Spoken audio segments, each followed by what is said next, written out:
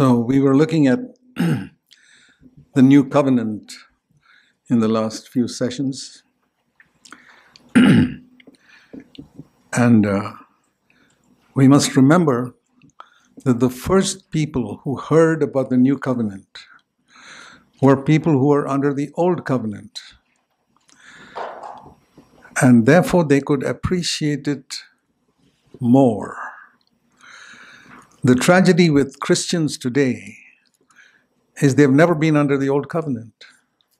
They straight away hear about the new covenant, and they can't appreciate it enough. And so they never really enter into the new covenant.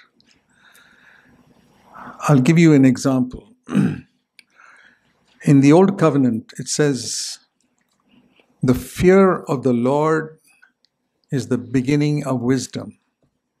And they were taught to fear God. And in the new covenant, the main word is the grace of God.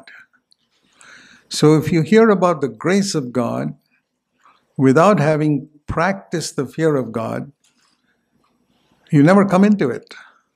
The fear of God made people so scared to do wrong things in the old covenant, a person who really feared God.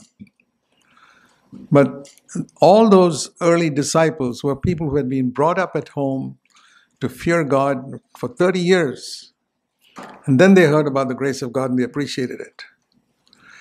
Whereas that's the reason why so many Christians today who straight away hear about the grace of God live such backslidden lives, never enter into a life of victory.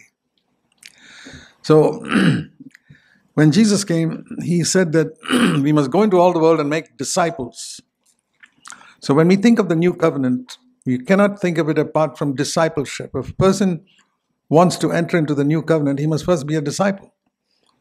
Because that's what Jesus said, we must go into every part of the world and make disciples. And that's another thing Christians have not obeyed. They've told people about how to go to heaven. Most gospel preaching is how to escape hell, how to go to heaven.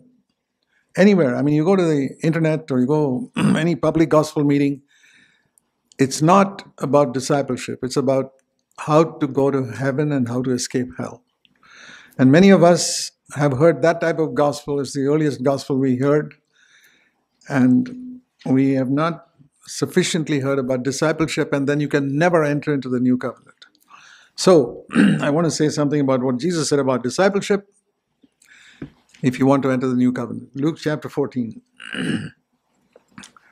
Luke 14, it says, great crowds were going along with Jesus, and he turned and said to them some of the strongest words on how to be a disciple.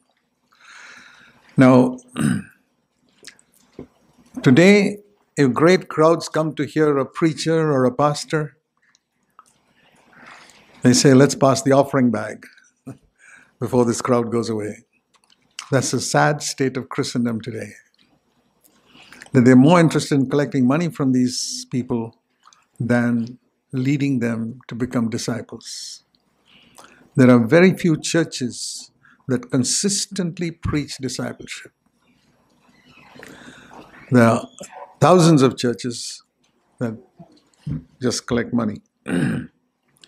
So what are the conditions of discipleship he gave here?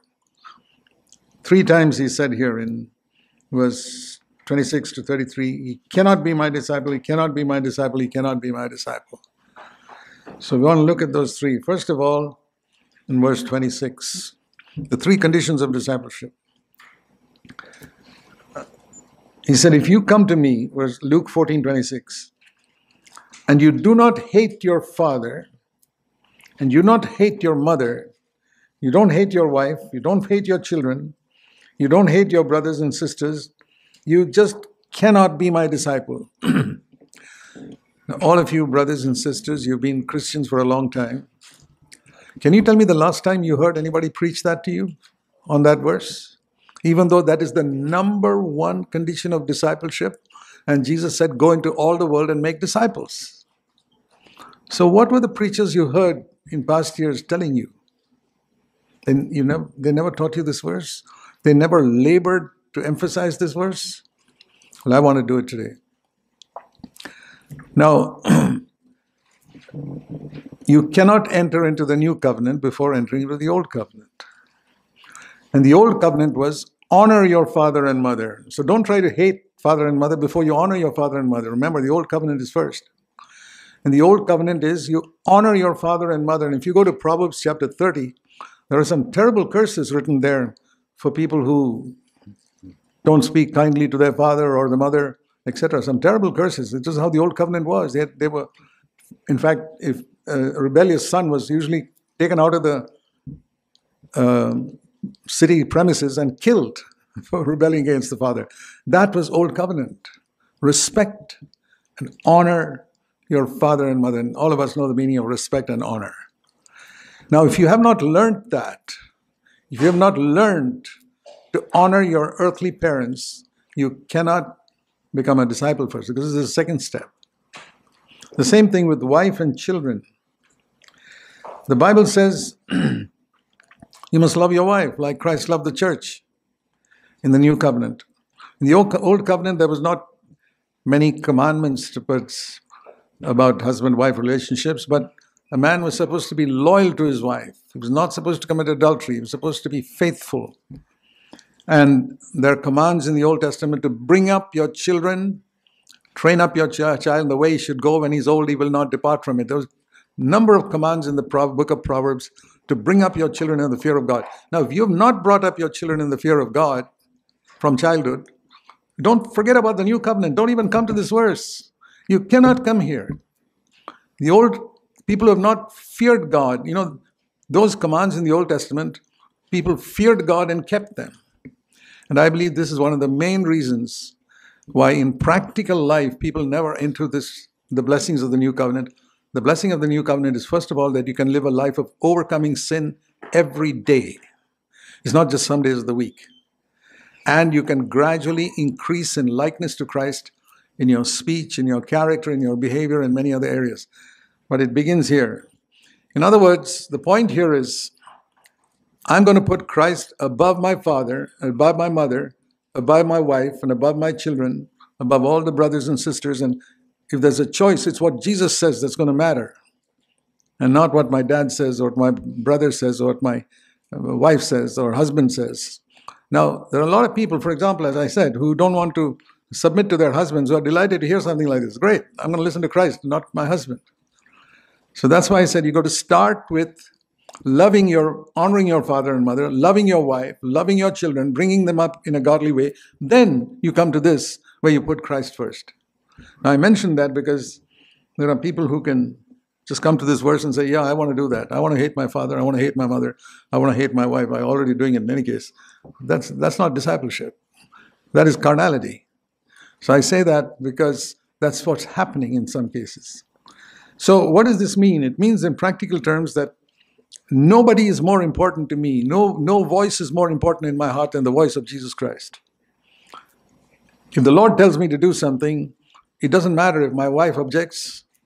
It doesn't matter if I'm willing to offend her. I'm willing to hurt her every day of my life if I have to obey Jesus Christ. I'm not going to be influenced by my unconverted father tells me, or unconverted mother tells me. I'm going to obey Christ. It's very important to take this decision, because I know numerous people in India who claim to be born-again Christians who have umpteen problems in their life and in their married life because they don't put Christ as his voice is more important than the voice of anybody else in their life.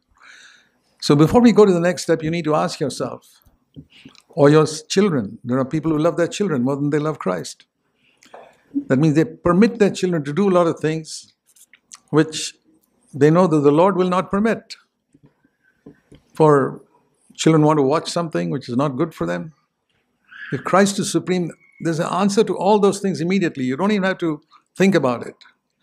So this is very important as the number one condition of discipleship, that no human being will be more important to me than Jesus Christ.